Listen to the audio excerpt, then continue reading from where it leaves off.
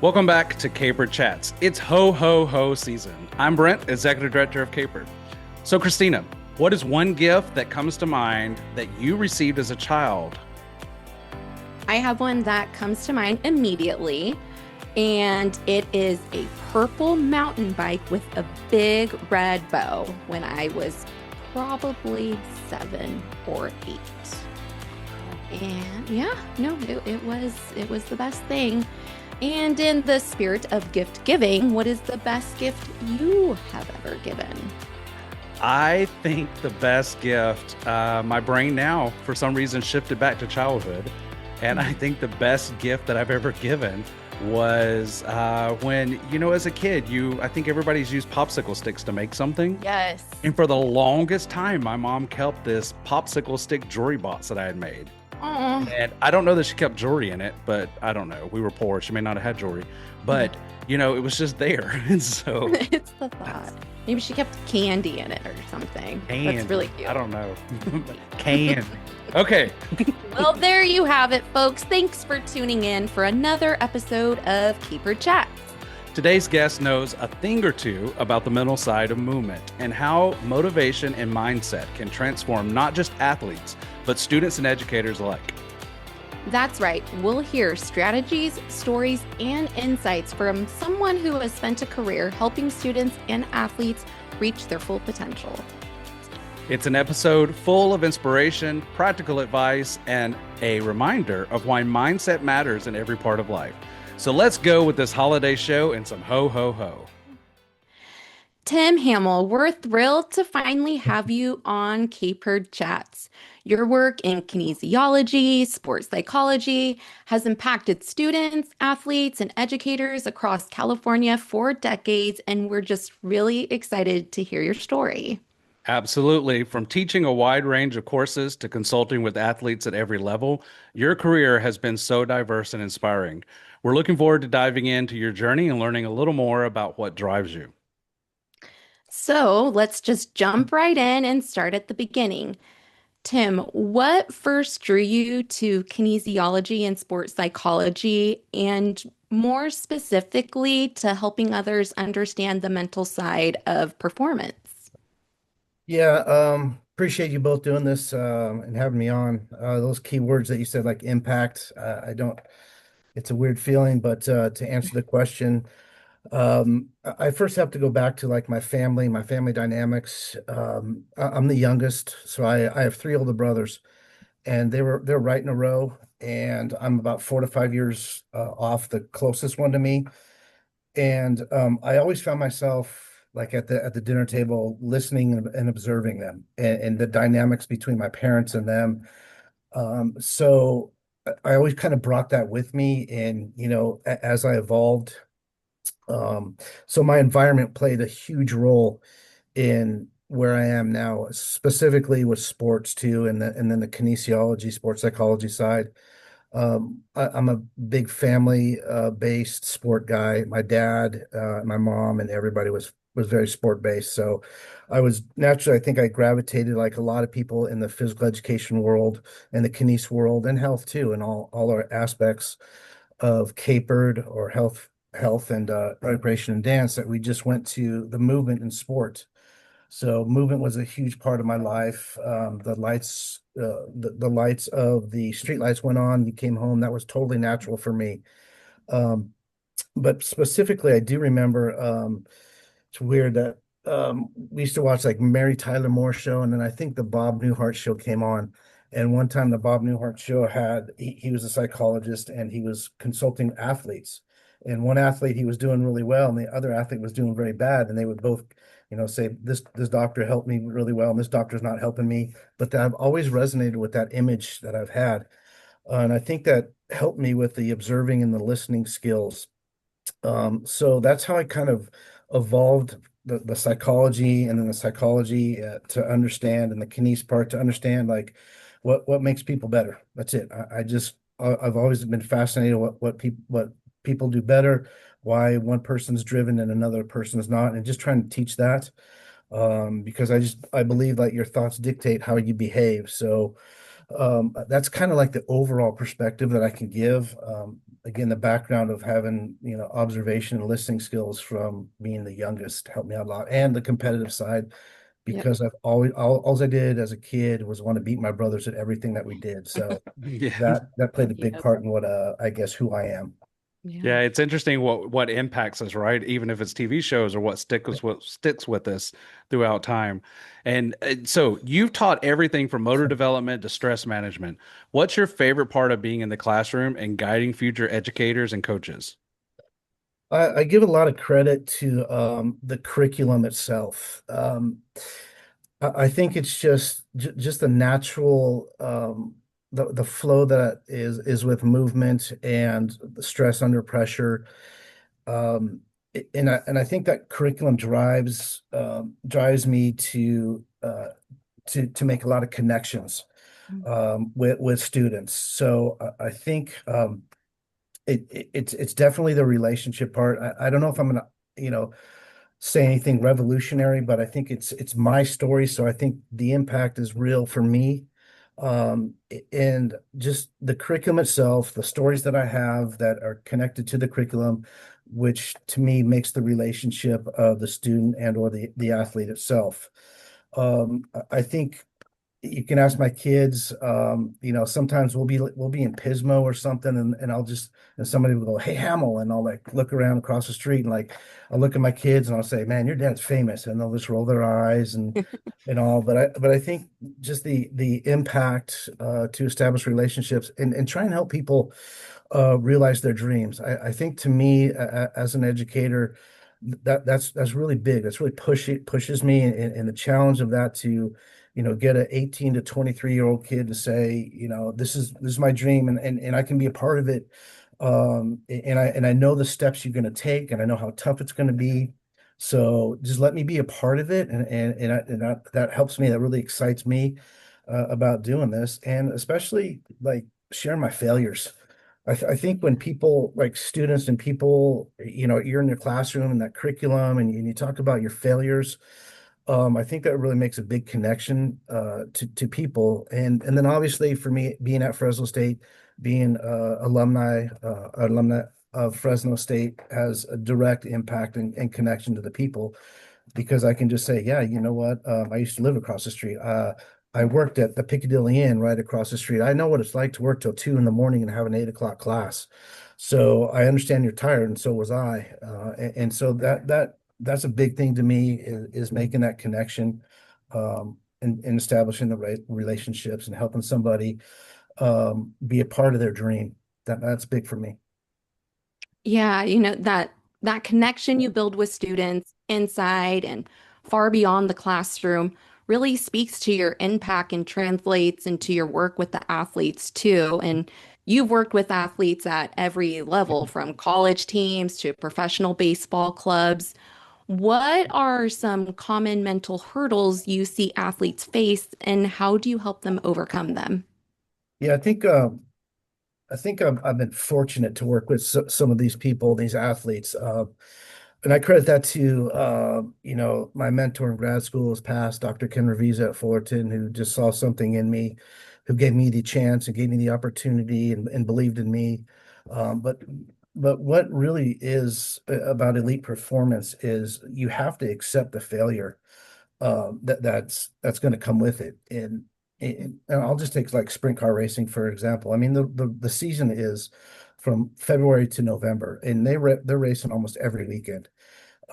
And so they're not only are they traveling across the United States, but they're failing, and they're not getting the results. And it's just about turning around their self-doubt. And they have to accept that the self-doubt, and sometimes these elite people in any sport, in my thing, in any domain, we question ourselves. We have self-doubt.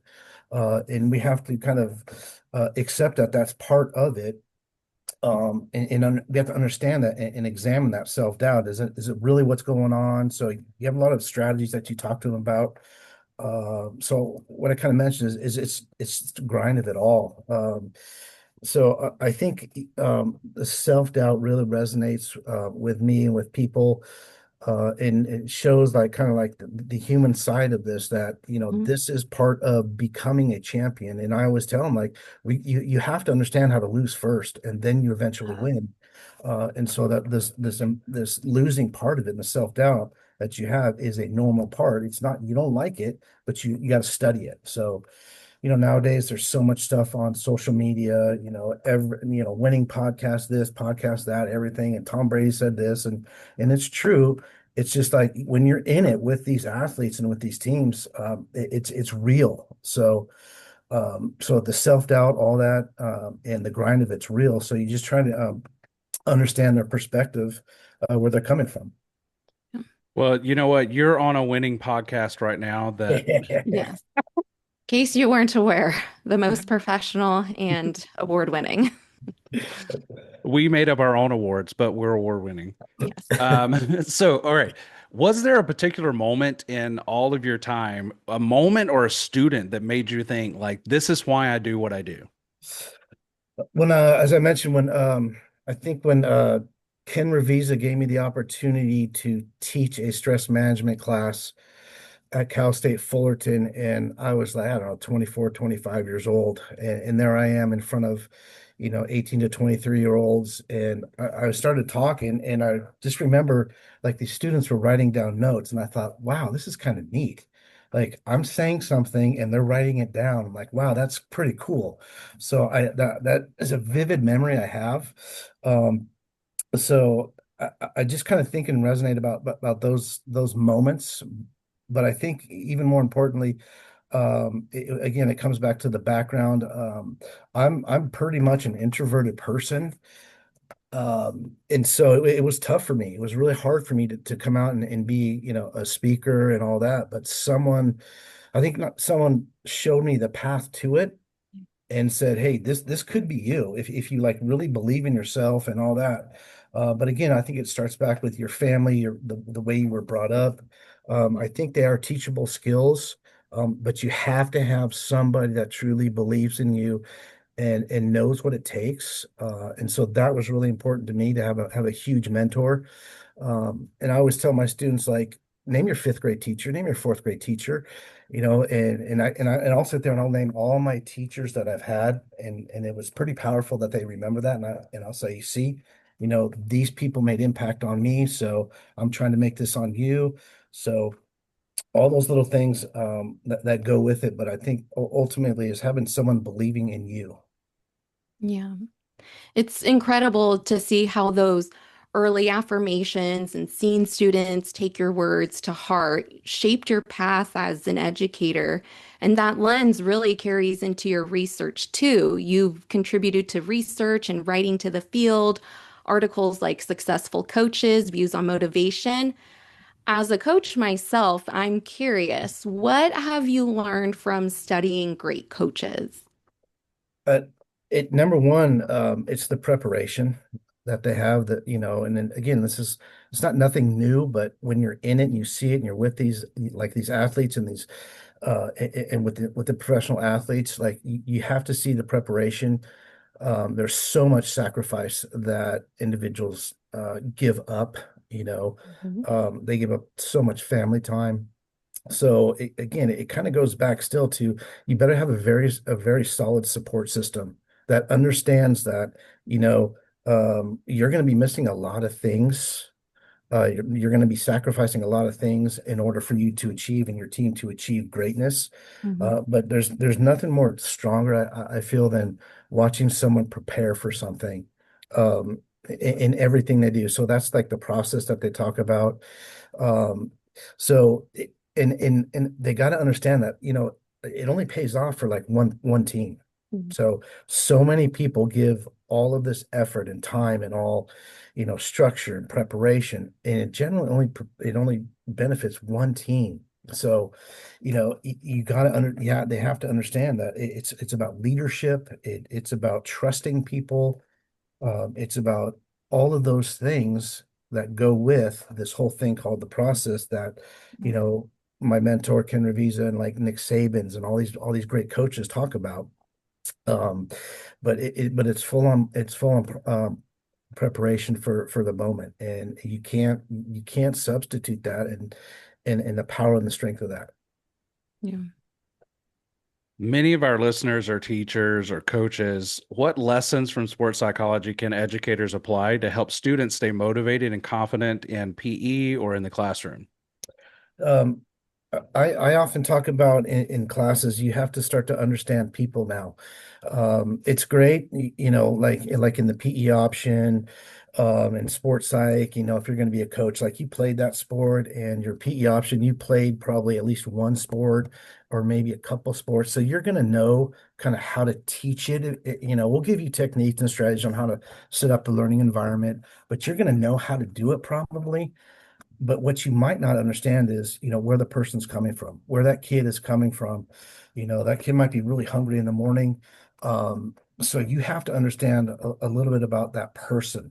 So, but I say the kid might not be hungry in the morning. They might not want to go to the, free breakfast in the cafeteria, the multi-purpose room in the morning because that's embarrassment.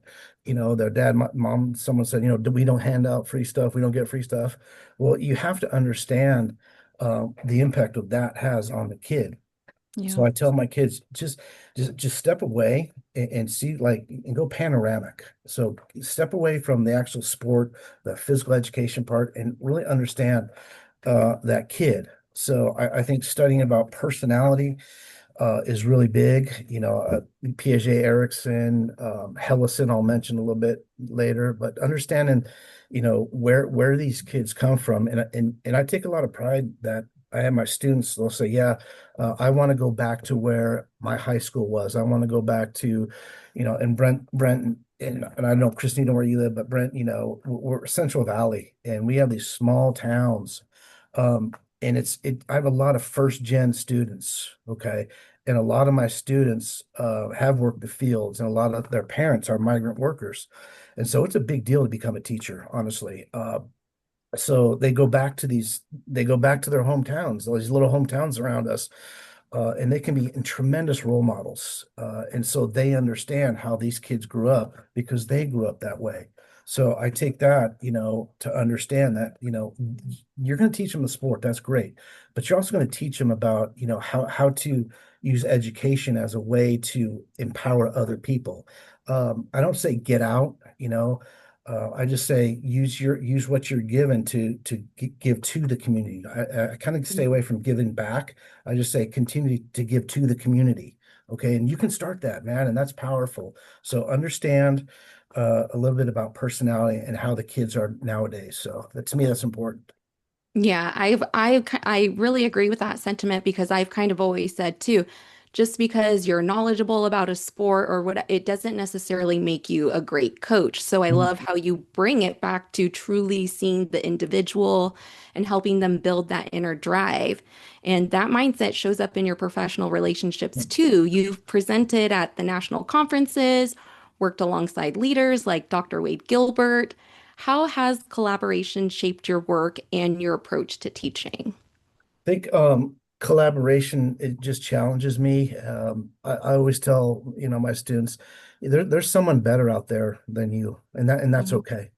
And so don't, be brave and go, you know what, be courageous and say, hey, seek that person out. Because it's okay. And it's going to make you better. You might have to overcome a little fear. But I said, isn't that courageous though, that you Yeah. actually kind of admitted that you needed something else, someone else. So I just say, be courageous. To me, again, it's challenges make me better. And I always tell my students that I get this from like needs achievement theory, where I'll always say it's not hard, it's just a challenge. When you study, it's not hard, it's just a challenge. So I want you to understand, to have, a challenge type of mindset because Mhm. that's going to resonate more with what you're doing, how you're doing. That's going to empower you to do your next thing and your next little goal. Yeah. So I keep going and say, you know what? You got to get over that fear, be courageous, and be curious and just seek out and be like a self-directed learner. The- I'm just sitting here just like I know. mesmerized. I'm Like like, Tim, I'm I've known you soaking everything forever. in. But it's like now I know like why all the students always like rave about you and things because I'm Uh, sitting here just like wow, like I'm being schooled right now. Okay, back oh, to Mhm. this. All right. So you just kind of talked a little bit about this. And when you think about peak performance, whether it's in athletes, academics, or life, what do you believe in sort of like just one sentence or quickly, what do you believe separates good from great? discipline. And I think that's actually taken from Collins's book, Good to Great. You just have to be self-disciplined, Mhm. self-motivated. You have to have that internal drive. You have to understand it's not always going to be rewarding. So if you have those things and going back to like a strong support system, you're going to be okay. And so I kind of say, do this, read what great people do, and seek out like the best advice you can. Because to me, that's all about preparation. Yeah. It sounds so simple, but just that combination, preparation, discipline, it really is such a powerful message, regardless if you're an athlete or an educator, whatever it may be. And speaking of the demands, you've taught stress management for years. What are some strategies you recommend for educators who might be feeling overwhelmed? Um, I generally think about this like within the first 5 to 8 years of an educator's life. We know that fifth year is extremely important. It's kind of getting over it because the burnout's starting to come. Mhm. Um, and and if you're a true educator, in my opinion, you do put students first, and so that's kind of a different concept.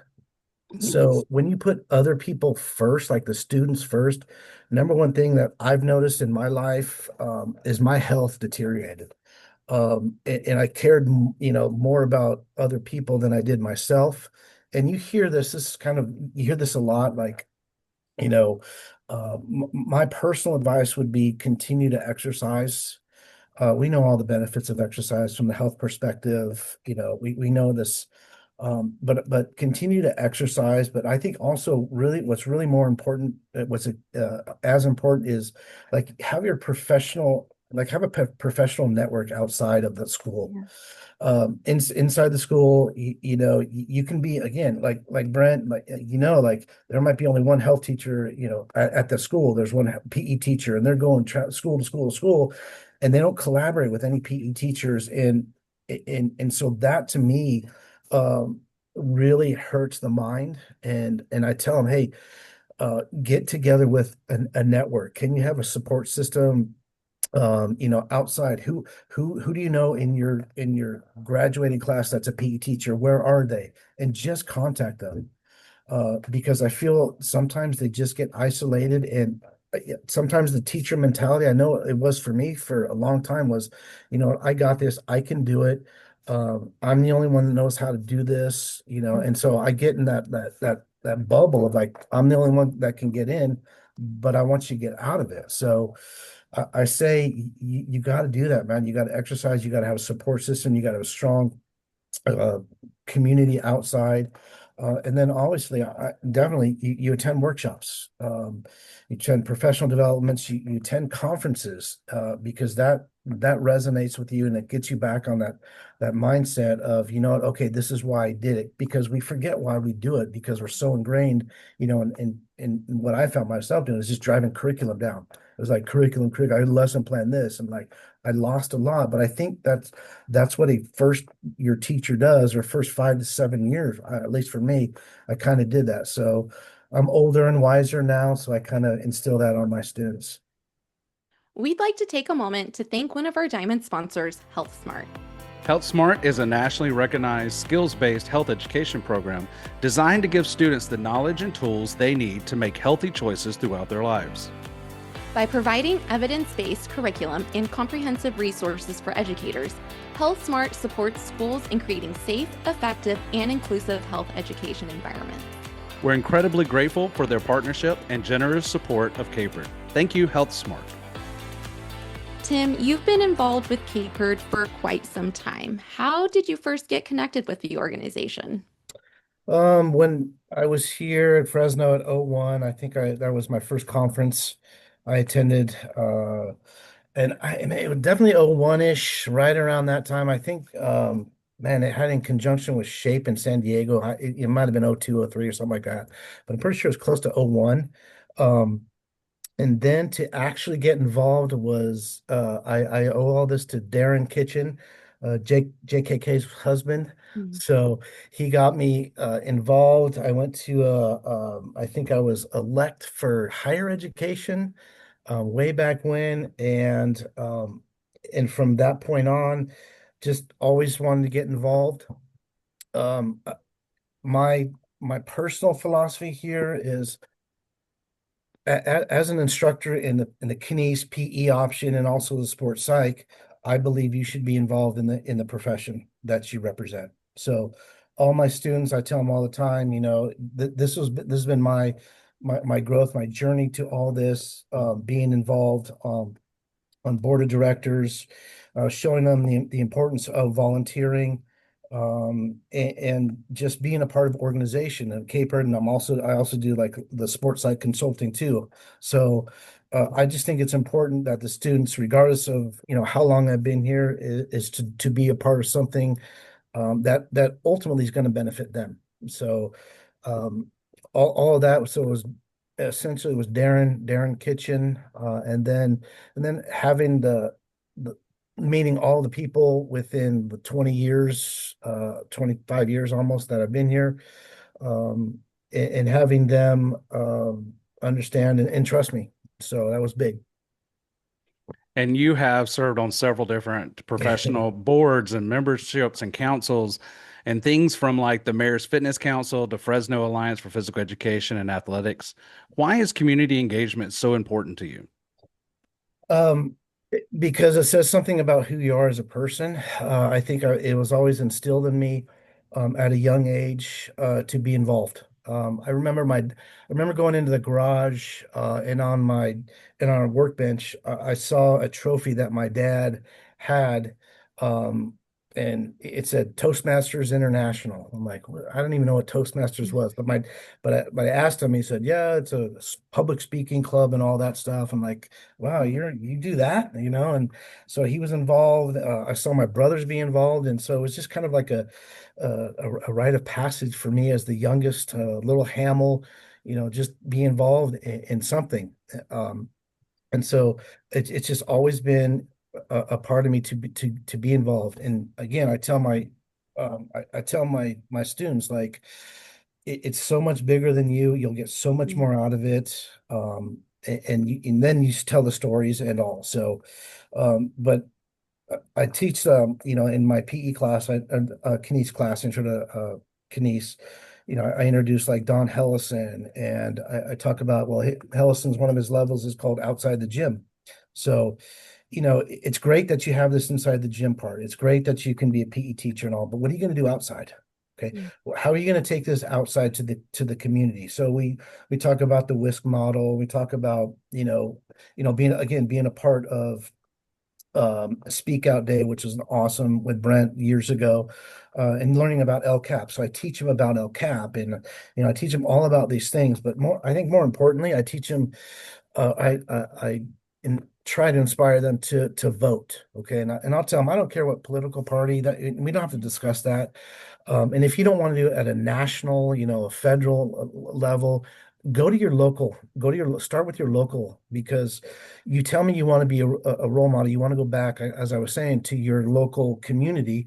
Well, go to that school board meeting, go see who's on that school board now, because when you graduate, probably, and you want a job in 4 years, the decisions they're making right now are going to impact you. So I get you don't want to go Republican, Democrat, whatever, but at least start at your little local school board level and understand, a little bit of how school boards function, because that's definitely going to impact you. And so I try to get them engaged in the community at least that way.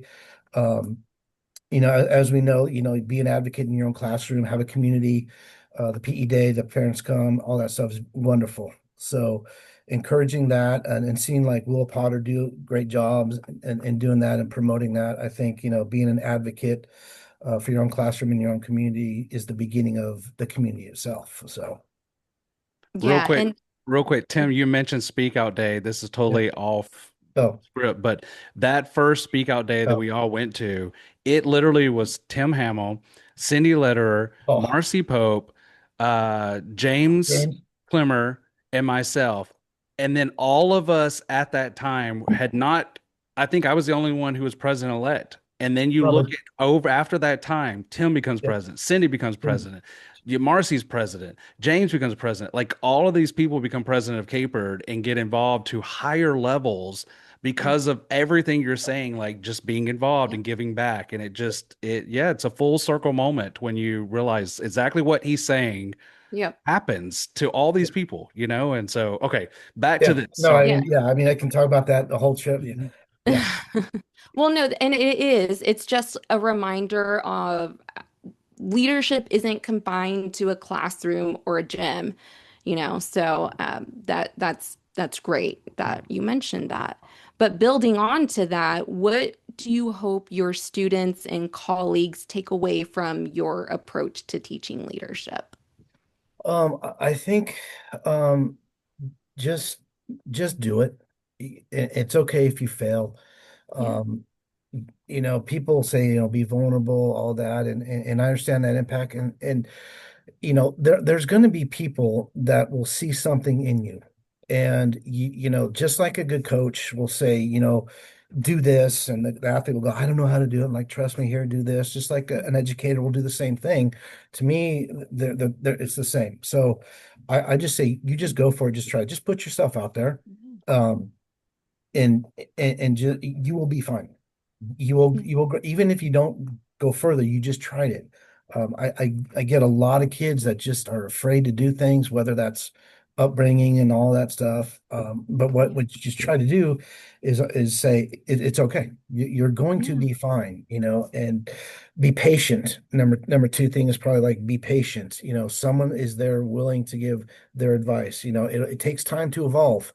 So I say also too, like apply reflection. So sit there and think about, reflective, like, okay, I messed up here. How am I going to make it better? So it's a continuous evolvement of who you are as a person. And then, and in that, like, if you come back and like, I don't know, like, I lost my first election, board election, I lost to, I think it was George Velarde at the time. I'm like, okay, all right. The guy he was great and all that. I'm like, I'm gonna do it again. What the hell? I'm just gonna do it again. Okay. So if you just tell kids that you failed, they're gonna say, wow, okay, look, the teacher failed, he failed. I guess it's not that bad. And he came back, and I'll say, you know what? But doesn't that show all these buzzwords like resiliency? Yeah. So we'll talk about it being resilient. Okay, so now you know what that's like. You can't just say it and define it because you've experienced it. So you make those connections. And to me, that's powerful. Now, with the colleagues, I think respect, my dad and my brothers, like my dad and my mom, we're big on, the respect thing, but you have to work for it. You totally have to work for it. And I've been very fortunate in my position here. And Brent will probably know, like, Brent, I'm just a lecturer, and I'm a survivor in a CSU, a big CSU, big PE program that we have with PhD people, and I'm just a master's dude, So, but I think the work ethic and the respect, I hope that they see that in seeing that and seeing the vision that I've had. So to me, that's important. Yeah, no, Yeah. I love the simplicity of your words. It's okay to fail. I mean, it really is. And then just being transparent with that, as that's true leadership right there, sharing your journey throughout. Failure isn't permanent. And within that, you show resilience. So that Mhm. I really enjoyed your Thanks. perspective on that. Thank you. All right, Tim, it's time for what we like to think is one of our favorite Oh games. yeah. We call this or that. And so all you have to do is choose one or the other. You do not need to explain unless we kind of get off subject. Sometimes that happens. Sometimes it happens. Yes. So we're going to give you two options. Pick one. No thinking, just first instinct. Ready? Yep. All right. Morning workout or evening workout? Morning. Lecture hall or field lab? Field lab. Group workshops or one-on-one sessions? One-on-one sessions. Baseball or basketball? Both. We've never had a both. Okay. Coaching or teaching? Teaching. Sprinting or endurance? Endurance. Okay. Because this is going to air around holiday season, gift giving or gift receiving? Gift giving. Yes, me too. Okay, home crowd pressure or away game challenge? Away game challenge. Okay. Favorite place, mountains or beach? Mountains. And final, Christmas Eve or Christmas Day? Christmas Day. Okay, nice. Yeah. Yep. Well, good. Well, now I think we've got a blueprint for kind of how to be an ultimate athlete, coach, Yeah. teacher, everything there is. All Human the being. above. Let's just say Yeah. this is kind of blueprint to be a human being. Yes, absolutely. Well, Tim, it's been fun seeing your instincts come through in this game, but beyond preferences and quick choices, your work really reminds us how much mindset matters on the field and in life. For teachers who want to bring more of that mental skill focus into their classroom, where do they start? They start with themselves, um, and have a realistic perspective and a vision of who you are, and then kind of with that vision, kind of set your goals to what you can become. Um, Study your behavior patterns. So know your behavior patterns. What happens when you get stressed out? Do you get stressed out? How do you react to things? I always like to tell my students, like, hey, what vibe am I giving off right now? What vibe are we vibing right now? Um, so I kind of I use that, and just kind of, figure out like who you are. So I think you really have to know yourself first. And for me, that took a time to understand, because you want to be liked when you're a beginning teacher, and sometimes you're going to figure out you're going to do the wrong thing. So you gotta stick to with your philosophy. Your style can change, but your philosophy holds you true to who you are. And then basically, setting goals to me is a big deal, whether it's fitness goals, whether it's with your wife and you have budget goals. I always tell my students, like, right now we live in a world where everything is done for you. Every lesson plan you can just talk. Give me a lesson plan on scoops or lacrosse or team handball. Give me a lesson plan, two national standards, uh, cues, and safety. Within 10 seconds, it'll come up. Yeah. So I'll tell them everything is done for you. The hardest part is to deliver that. And so what we're going to work on is the delivery of that. And this is where you have to understand who you are. And so um, I use that a lot. I always tell them, like, select one thing that you want to work on each time you go out and teach. Whether it's, saying guys, guys, guys all the time, okay, so that's one thing. What's one thing? So we want to slow down. So we want to breathe. So begin with those little things. And then be accountable to someone.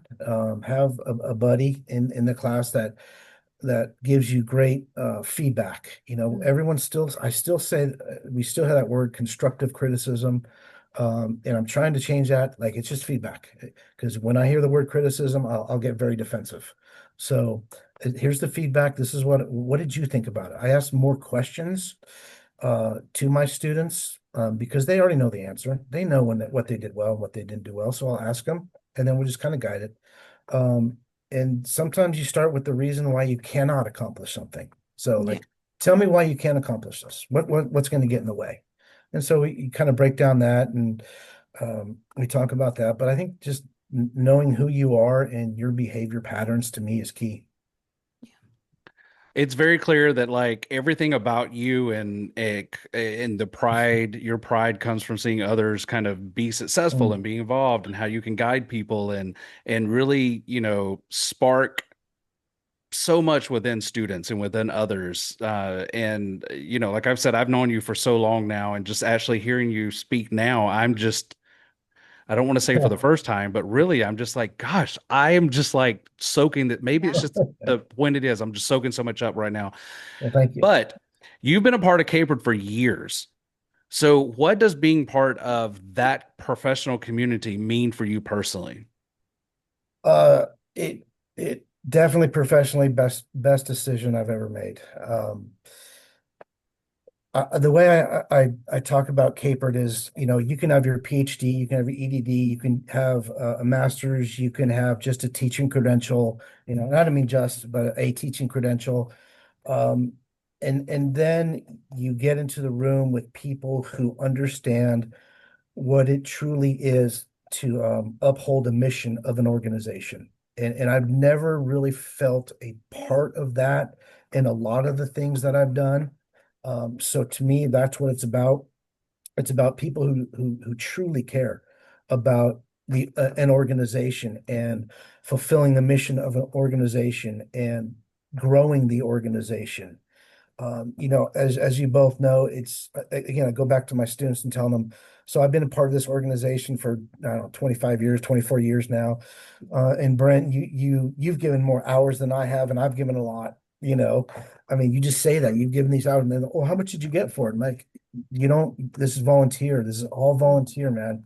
So it's humbling. It's truly humbling to get a group of people in there who understand what it is to promote an organization, and it resonates with me when the students go, and I'm proud of that fact. I've been fortunate to have a colleague, Justine McAlpine, and myself. We've written a lot of grants. We've gotten a lot of students there, and we're proud of that. And I think that's about the countless hours of meaning. That's what meaning of a relationship is. So to me, that's a big thing. Again, being part of an organization where you're still a part, and you tell your students like, yeah, this is all volunteer.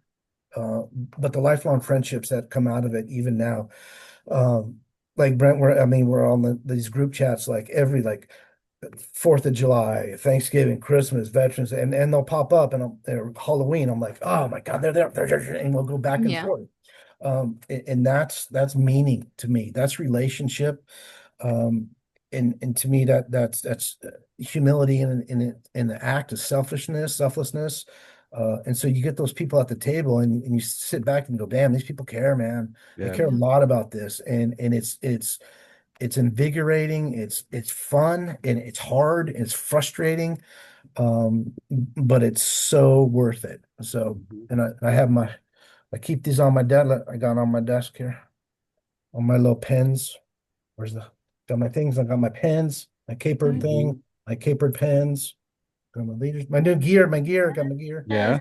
Yeah. So, but it's the best professional decision I've ever made because so much has come from that, so much confidence in myself by other people instilling the confidence in me, and then me just resonating it out, and hopefully students get that impact, and they become a part of it, which to me is gratifying.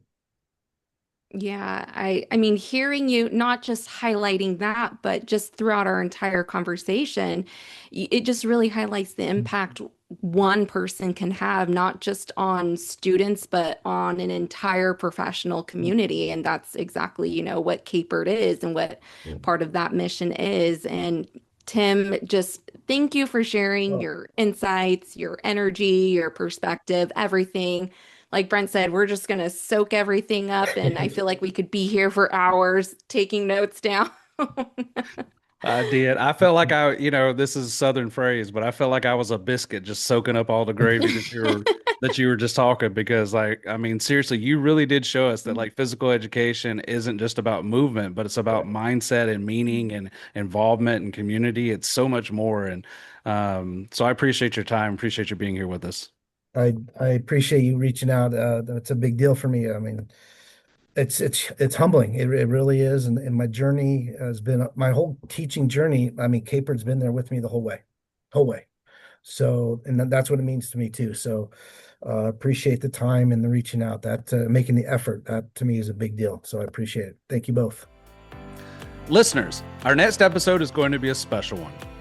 We'll be joined by an educator recognized as both the Shape America Western District and CAHPERD Adaptive Physical Education Teacher of the Year, someone leading the way in inclusive PE.